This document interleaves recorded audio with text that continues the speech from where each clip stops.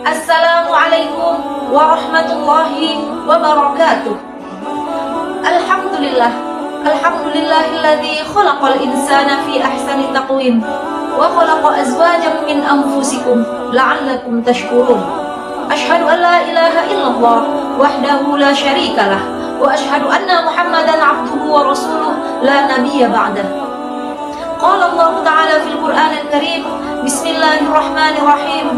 Wallahu ja'ala lakum min anfusikum azwaja wa ja'ala lakum min azwajikum banina hafadatan wa razaqakum minat thayyibat. Wa qala an-nabiy sallallahu alaihi wasallam, ad-dunya mata' wa khairu mata'iha al-mar'atu shalihah. Rawahu Muslim. Shadaqallahul azim wa shadaqan nabiyul karim. Pemirsa yang dirahmati Allah, wanita memiliki peranan yang begitu mulia dalam Islam. Pada masa jahiliyah, wanita begitu terpuruk, wanita seakan dimarginalkan, bahkan tidak memiliki hak-hak dalam pendidikan dan dalam warisan. Namun, ketika cahaya Islam datang, wanita diangkat derajatnya. Wanita memiliki tempat dimanapun setara seperti kaum lelaki. Dalam keluarga, wanita juga menjadi penopang utama. Karena dalam keluarga, melalui pendidikan keluarga, ada pendidikan dasar, ada fondasi utama dalam membentuk bibit-bibit unggul untuk berjihad di jalan Allah, serta bibit-bibit unggul yang dapat nanti menegakkan kalimat Allah. Kesetaraan gender yang begitu didengung-dengungkan oleh kaum barat juga membawa dampak bagi kaum muslimah di Indonesia. Tidak sedikit pula yang mengikuti gerakan ini. Lantas bagaimanakah Islam memandang peranan wanita, baik dalam memajukan keluarga, bahkan bernegara? Di dalam Islam, peranan wanita terbagi ke dalam 3 hal. Yang pertama, peranan wanita sebagai seorang istri. Ketika seorang suami mengalami kegundahan, maka seorang istrilah yang dapat menenangkannya. Ketika suami berada dalam keterpurukan, maka istrilah yang akan menyemangatinya. Dan ketika suami dalam kesulitan, maka istrilah yang dapat membantunya. Istri merupakan pendamping bagi seorang pemimpin, baik itu pemimpin di rumah tangga maupun pemimpin negara. Sehingga para muslimah hendaklah meneladani seorang pemimpin yang luar biasa, seorang pemimpin sepanjang zaman, Rasulullah Muhammad sallallahu alaihi wasallam, di mana beliau memiliki seorang pendamping, seorang istri yang begitu masyhur keteladanan dan akhlakul karimahnya dalam membawa misi-misi dakwah Rasulullah sallallahu alaihi wasallam. Dialah Ummul Mukminin Khadijah binti Khuwailid radhiyallahu anha. Bagaimana ketika Nabi merasa ketakutan, ketika Jibril datang membawakan wahyu pertama, Rasulullah merasa takut, Rasulullah merasa ngeri, Rasulullah merasa gelisah. Namun Siti Khadijah dengan penuh kasih sayang menyelimuti Rasulullah dan memberikan semangat yang luar biasa. Tidak ada ujian yang lebih berat dibandingkan ujian seorang Nabi. Namun di sisi Rasulullah ada Siti Khadijah yang selalu memberikan segala daya upaya kepada Rasulullah. Demikianlah begitu cintanya Rasulullah kepada Siti Khadijah, sehingga beliau tidak bisa melupakannya sepanjang masa. Hendaklah kita juga dapat memperdomani bagaimana Siti Khadijah begitu mengabdinya kepada Rasulullah, karena tidak ada yang lebih diinginkan seorang suami selain seorang istri yang menerima apa adanya dan senantiasa membantu suaminya dalam susah dan senang. Sebagaimana Rasulullah bersabda, dunia ini adalah perhiasan, dan sebaik-baik perhiasan adalah wanita salihah.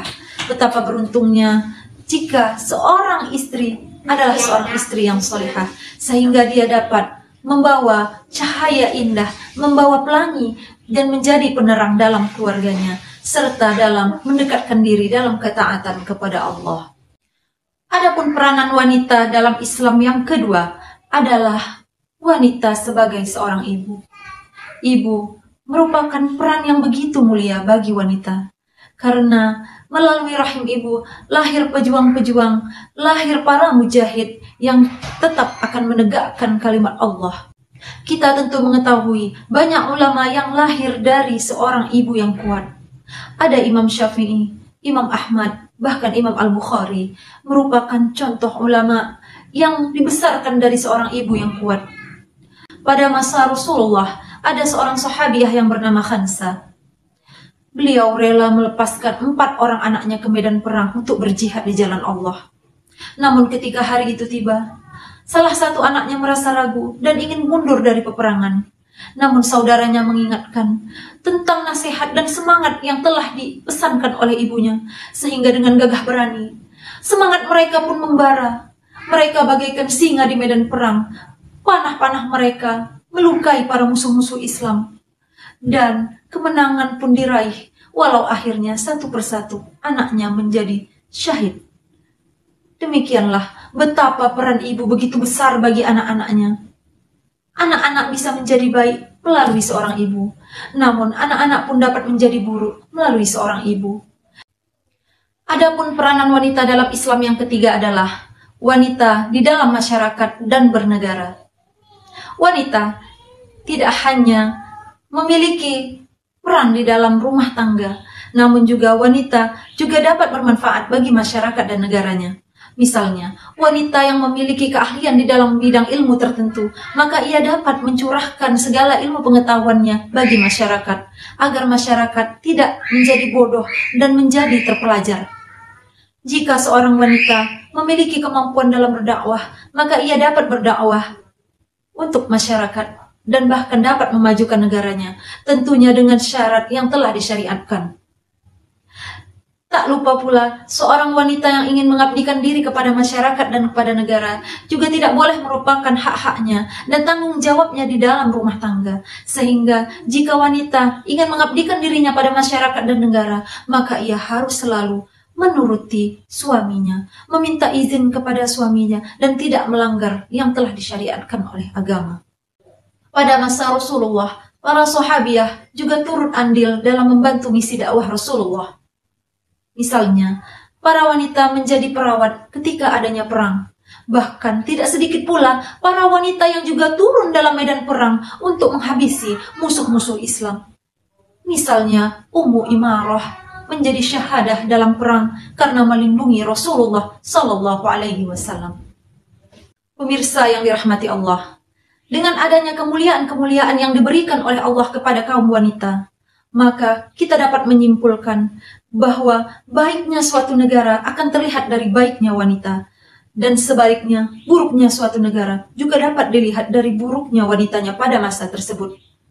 Maka marilah kita bersama memperbaiki diri dan senantiasa bermuhasabah untuk menjalankan peranan wanita di dalam Islam dengan sebaik-baiknya.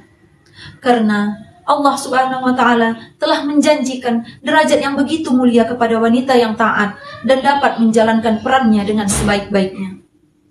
Adapun kesetaraan gender yang selalu digaung-gaungkan oleh Barat merupakan suatu cara untuk melemahkan wanita dalam keislaman dan keimanannya. Maka marilah kita bersama memperbaiki diri dan memperdalam ilmu agama sehingga kita dapat menjalankan peran kita sebagai wanita dengan sebaik-baiknya dan untuk semata-mata mendapatkan ridha dari Allah Subhanahu wa Ta'ala. Semoga ceramah ini membawa manfaat bagi kita semua. Wallahu a'lam bishawab. Billahi taufik wal hidayah war ridha wal inayah. Wassalamualaikum warahmatullahi wabarakatuh.